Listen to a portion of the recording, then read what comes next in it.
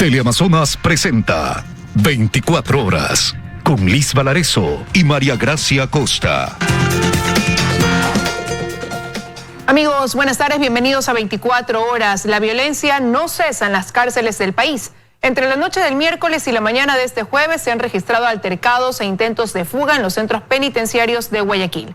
Hola María Gracia, ¿cómo estás? Buenas tardes. Hola Liz, ¿cómo estás? Amigos, muy buenas tardes. Empezamos con este tema en directo desde la Penitenciaría del Litoral. Allí se encuentra Carlos Acoto. ¿Cómo estás? Muy buenas tardes. Por favor, danos más detalles.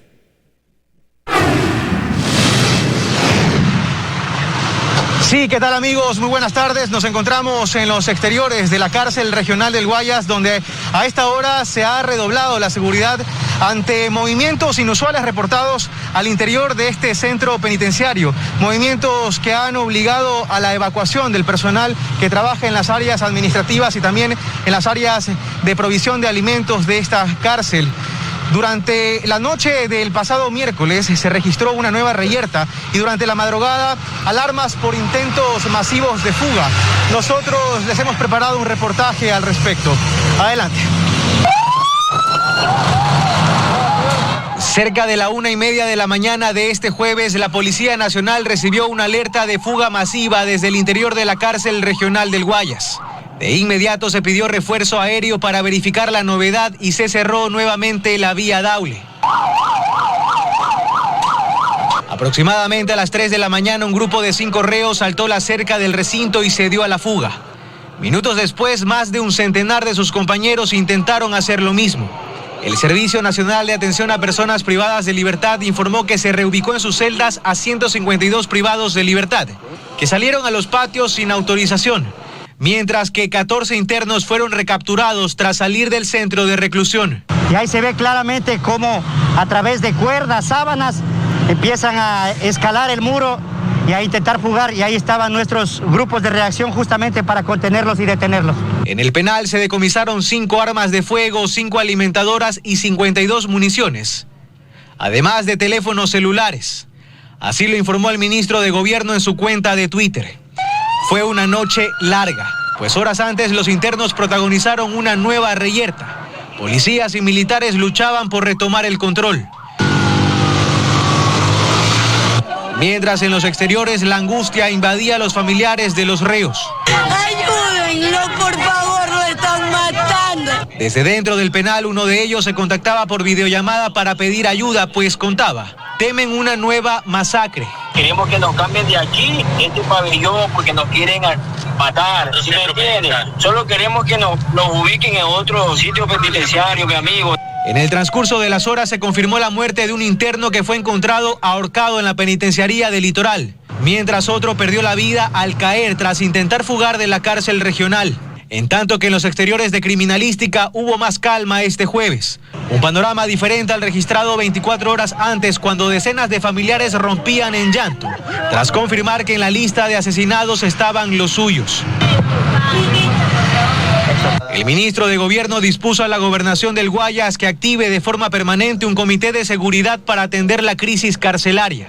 Continuamos con presencia policial, para eso es establecido aquí el Código Provincial. Y bien, en el transcurso de esta mañana también hemos podido registrar la salida de diferentes buses que trasladan a los reos desde esta cárcel hacia la penitenciaría del Litoral.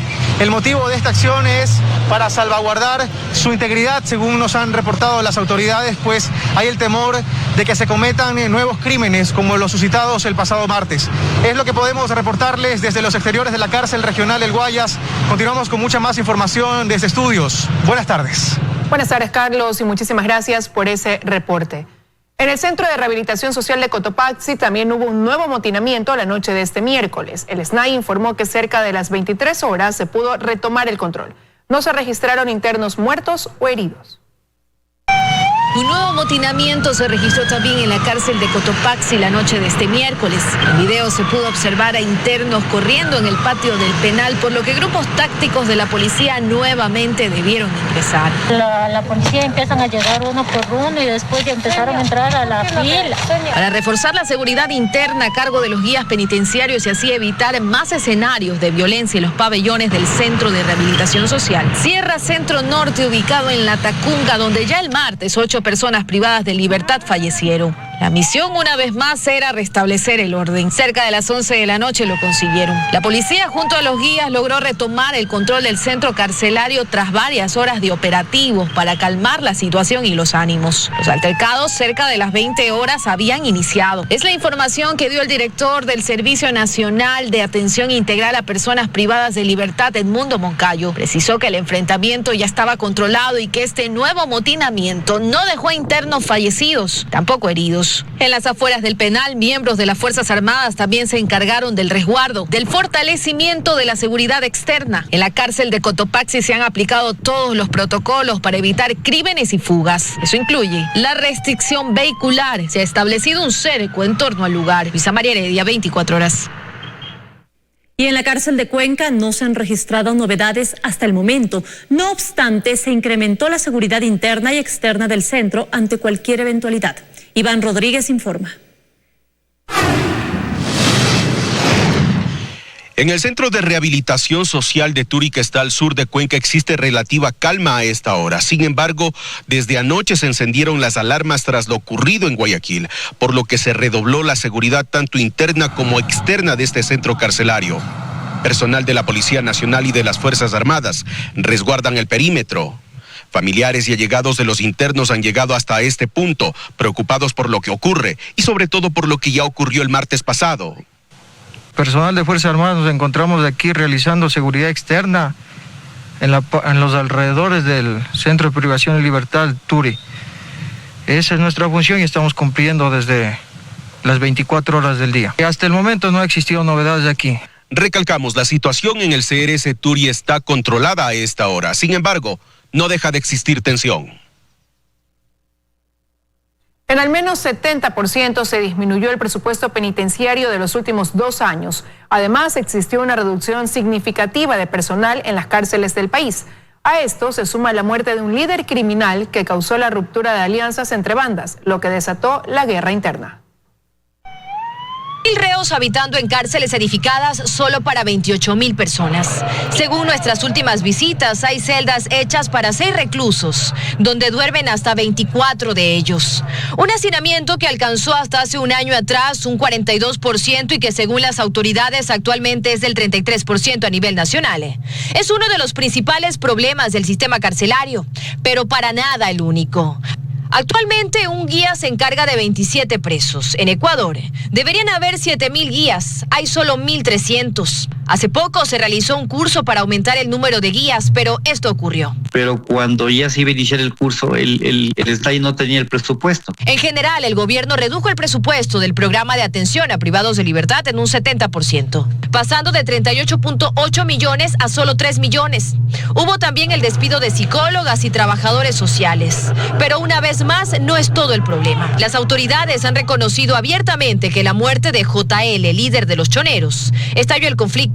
¿Pero por qué? El ex subsecretario de Rehabilitación Social reconoce que Jorge Luis Zambrano, JL, controlaba a suborganizaciones con las que su banda tenía alianzas, los Pipos, Lobos, Chonequiles y Tiguerones. El liderazgo asumido por otros 2 hombres no gustó en estos grupos armados. Y el producto de esto es que hay la división de los choneros. Los choneros ya no tienen sus aliados. El politólogo Luis Córdoba dimensiona el tema, pues las mismas bandas que están en el interior del centro dominan fuera. Que está en el Ecuador en este momento viviéndose una disputa por el control zonal de distintos mercados ilícitos. No conocemos obviamente los detalles de esto, pero las fuerzas de inteligencia del Estado deberían dar cuenta y rendirle cuentas al país sobre cómo está funcionando y operando los mercados ilícitos en el Ecuador. Por lo que ambos son claros al reflexionar sobre las posibles soluciones. Por un lado, la de mejorar la situación de vida de los privados de libertad, pero también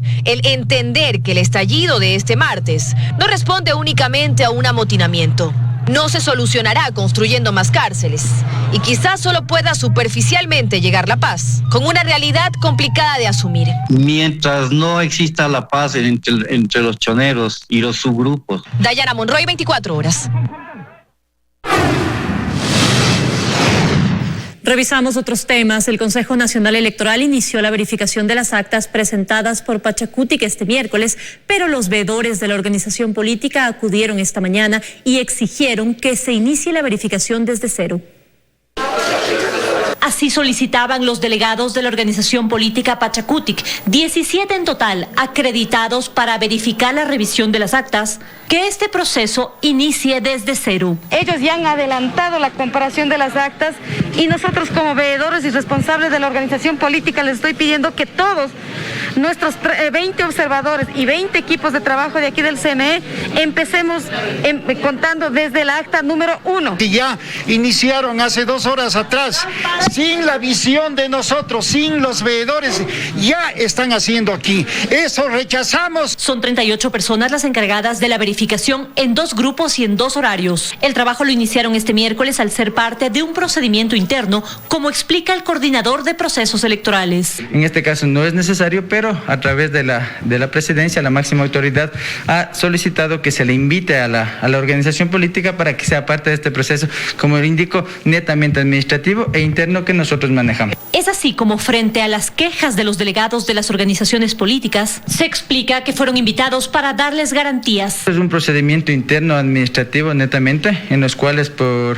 un afán de dar transparencia se le ha invitado a la organización política para que ponga a los veedores y delegados y que puedan ser parte de este proceso. Aquí estamos exigiendo transparencia, clarito se lo dice, transparencia. Sin embargo, el proceso de verificación debe continuar, pues los plazos terminan este viernes. En este caso son 3 días que se tiene para que el Pleno del Consejo Nacional Electoral se pronuncie. No tengo el reporte al día, pero entiendo yo que estará entre un 40 y 50% más o menos. La verificación se realiza bajo resguardo y custodia militar, y una vez concluida se elaborará un informe técnico que será conocido por el Pleno del Consejo Nacional Electoral. En Quito, María Gracia Acosta, 24 horas. Por su parte, los asambleístas electos de Pachacutic insisten en las denuncias de fraude electoral. Afirmaron que interpondrán las acciones legales necesarias para reclamar los supuestos errores detectados en el conteo de votos y registro de actas. Fausto Yepes informa. Tanto los asambleístas electos por el movimiento Pachacutic como su candidato a la presidencia, Yacu Pérez, han insistido en que llegarán hasta las últimas instancias legales dentro del Consejo Nacional Electoral para pelear este paso a la segunda vuelta electoral. De momento, Yacu Pérez ha confirmado que no habrá apoyo por parte de su movimiento y de su militancia a ninguno de los 2 candidatos que de momento han sido proclamados ya para la segunda vuelta electoral. Ahora es del Consejo Nacional Electoral con objeción, pero sabemos que este rato más del 30% de las actas ya se han verificado, entre comillas, sin la presencia de nuestros delegados. O sea, los fraudes son sistemáticos. Se dijo que a partir de las 8 de la mañana estemos ahí para comprobar. No se ha hecho caso. Hay 2 candidatos de momento proclamados por el Consejo Nacional Electoral. Ninguno de ellos. Nosotros somos la tercera vía, la vía de la honestidad, la vía del respeto a los derechos, la vía de la ecología, la vía de la protección de la naturaleza. Ellos son extractivistas. Ellos tienen un rabo de paja gigante que no pueden acercarse a la candela, por lo tanto, con ninguno de ellos. La decisión del movimiento Pachacutic y su dirigencia está acompañada, según han dicho, de una alianza con la izquierda democrática que participa de sus decisiones respecto de los procesos frente al Consejo Nacional Electoral. Los prefectos del país están preocupados por la situación económica que atraviesan los gobiernos provinciales y esperan que el próximo gobierno haga un plan de pagos. Mientras tanto, Andrés Arauz insiste en que si llega a Carondelet les pagará con los recursos del Banco Central. 733 millones de dólares es la deuda que el gobierno mantiene con las prefecturas del país. ¿Saben qué corresponde eso? Ya corresponde a un año de presupuesto. Hoy por hoy, las obras de infraestructura son muy importantes. Dicen además que quien llegue al poder debe cumplir con esas asignaciones que por ley les corresponde. No estamos pidiendo que se nos pague todo de una sola vez. Y eso es lo que les proponemos a los candidatos. ¿Sí? Busquemos un mecanismo, pero un mecanismo que cumplamos, un mecanismo serio de pagos. Se lo dijeron al candidato a la presidencia Andrés Arauz, con quien mantuvieron un diálogo. Arauz dijo exactamente lo mismo que a las municipalidades el miércoles, que la deuda se cubrirá con el dinero del Banco Central. El rol que debe cumplir el Banco Central para poder garantizar liquidez a los gobiernos autónomos descentralizados. Por eso dice, está en contra de la ley económica urgente que envió el Ejecutivo sobre la protección de la dolarización. De ejecutarse así como fue enviada, significaría abortar la posibilidad de una recuperación económica rápida a partir del 24 de mayo. Para los prefectos, este no es el único problema. También piden a quien sea el nuevo presidente políticas crediticias. Acorde a nuestros agricultores, a nuestros ganaderos y acorde también a la situación geográfica. Estos mismos problemas se presentarán al candidato a la presidencia por Creo, pero aún está en organización. En Quito, Andrea Samaniego, 24 horas. Guillermo Lasso, candidato a la presidencia por la Alianza Creo, Partido Social Cristiano, mantuvo anoche una reunión en Guayaquil con dirigentes de la Asociación de Municipalidades del Ecuador. En el encuentro se dialogó sobre el procedimiento de importación de vacunas contra el COVID-19 y la seguridad nacional. Además, el presidente del organismo, Raúl Delgado, entregó al aspirante a Carondelet la invitación a una reunión con la Asamblea de Alcaldes para que conozca la realidad que vive el municipalismo. Tenemos que fortalecer a los gobiernos autónomos descentralizados. Investigaremos, todos los detalles de las deudas que tiene el gobierno central con los gobiernos autónomos descentralizados. Somos partidarios de dar soluciones realistas, no mágicas ni tramposas. Estamos de regreso con más información. El Ecuador concretó la negociación de 2 millones de dosis contra el coronavirus con la empresa china Sinovac. Llegarán al país en los meses de marzo y abril. El anuncio lo hizo el ministro de Salud en el Palacio de Gobierno, hasta donde se trasladó Freddy Paredes, con quien tomamos contacto. Hola Freddy, buenas tardes. Adelante.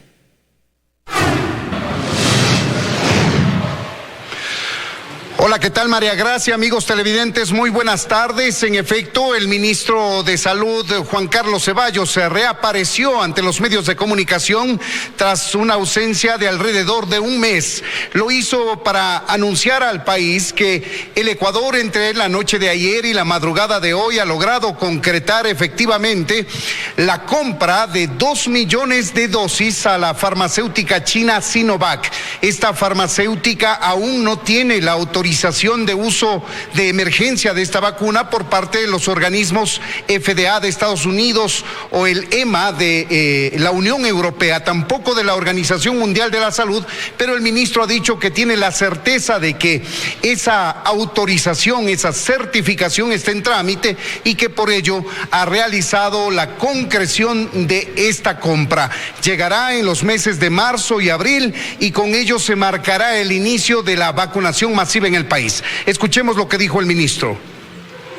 Hoy de madrugada, por la diferencia horaria, Sinovac acaba de aprobarnos 2 millones de dosis. Vamos a iniciar pronto la fase masiva. 2 millones de dosis, 1 millón llegan en marzo y el otro millón, como muestra la gráfica, por parte de Sinovac llegará en abril. Esto es muy importante porque nos va a permitir rápidamente alcanzar los porcentajes que son requeridos y que nos va a ayudar enormemente para que se cubra un mayor porcentaje de la población. El inicio de la vacunación masiva ocurrirá el 1 de abril, está proyectado para el 1 de abril. Desde esta fecha hasta el 1 de abril, cuando está previsto que se inicie la vacunación masiva, lo que hará el gobierno es afinar el mecanismo de inventario de cada uno de los sectores de ecuatorianos que serán incluyendo en esta lista de vacunación. Será un proceso dinámico, dice el ministro, es decir, hospitales, dependencias sanitarias, tanto del sector público como privado, deberán remitir las listas de las personas a vacunarse. Estas serán calificadas por el Ministerio de Salud Pública y se extenderá una aprobación para que se dé el proceso de vacunación. Esto ocurrirá de manera general para los ciudadanos. A la inversa, ellos tendrán que inscribirse por mecanismos que ya los dará a conocer el gobierno, seguir la aprobación del Ministerio de Salud Pública y finalmente la vacuna. El proceso de vacunación en el Ecuador está previsto a que se inicie el 1 de abril próximo. Es lo que queríamos informarles hasta esta hora. Compañeras, sigan ustedes en los estudios Liz en Guayaquil. Amigos, muy buenas tardes. Muy buenas tardes para ti también, Freddy, y muchísimas gracias. Y avanza la campaña de vacunación contra el coronavirus y una vez más las universidades prestan su logística para agilitar el proceso. Joana Ramos está en el auditorio de la Universidad de Especialidades Espíritu Santo de Guayaquil y nos tiene más detalles. Hola Joana, adelante. ¿Qué tal, compañeras? Muy buenas tardes. Son en total 1.400 dosis las que se aplicarán hoy aquí en el auditorio de la Universidad de Especialidades Espíritu Santo. Para algunos médicos será la primera dosis, para otros la segunda, para completar así la inmunización contra el coronavirus. Tenemos un reportaje al respecto. Una vez más, el auditorio de la Universidad de Especialidades Espíritu Santo se convirtió en un centro de vacunación masiva. Este jueves se realizó la segunda jornada de inmunización al personal médico de diferentes casas de salud. El Ministerio de Salud Pública destinó 1.400 dosis para este día. De esa cifra, 286 corresponden a la segunda dosis y 1.114 se aplicarán a médicos por primera vez. En esta ocasión se aumentó personal para el registro y vacunación y el proceso es mucho más ágil. Este plan piloto le va a ayudar al ministerio para poder seguir vacunando a la población, ¿no? Algunos médicos confesaron que en la primera jornada de inmunización tenían dudas. Sin embargo, al ver que la vacuna sí funciona, decidieron ser parte de la solución. Al ver que realmente a mis compañeros no les había creado ningún efecto secundario o algo así, entonces decidí aplicármela, pues, ¿no? Más que todo para prevención. En esta segunda jornada no solo se vacunó a los médicos de las unidades de cuidados intensivos, sino también al personal de otras áreas de atención hospitalaria. Sí, hay que vacunarse. Sí, si tenemos un virus que la única manera por el momento es de contrarrestarlo vacunándonos, yo pienso que hay que vacunarse. Por otro lado, los municipios afinan detalles para empezar también con la vacunación contra el coronavirus. Vicente Tayano es el director de la mesa técnica del programa de vacunación del municipio. Hay conversaciones avanzadas con 3 farmacéuticas, obviamente importantes, sobre las cuales la ciudad está dilucidando ciertos particulares. Aquí lo importante es resolver el problema y ubicar una vacuna que pueda llegar al país sin complicaciones, pero que fundamentalmente en su tratamiento, en cuanto a su conservación, por ejemplo, en la cadena de frío. De igual forma, el municipio de San Borondón informó que gestionará vacunas contra el coronavirus y que para eso conversó ya con la alcaldesa de Guayaquil, Cintia Viteri, para que a través de un convenio entre cantones, San Borondón se sume al plan de importación. Está confirmado que médicos de al menos una decena de casas de salud, tanto públicas como privadas, reciban la vacuna contra el coronavirus. La jornada de vacunación hoy se extenderá hasta las 6 de la tarde. Con esta información damos paso a estudios. Muy buenas tardes. Muy buenas tardes, Joana. Muchísimas gracias por tu informe. Ahora les contamos que un juez de garantías penales dictó orden de prisión preventiva en contra del exdirector del ISPOL, Enrique Espinosa de los Monteros, y 2 exfuncionarios más. Este proceso, que investiga inversiones irregulares con los fondos de la entidad, tendrá 90 días de instrucción fiscal.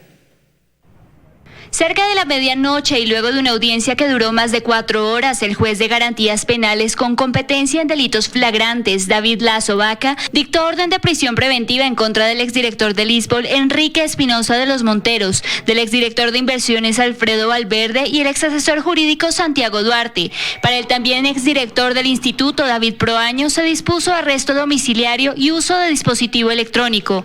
Esto tras considerar el padecimiento de una enfermedad catastrófica.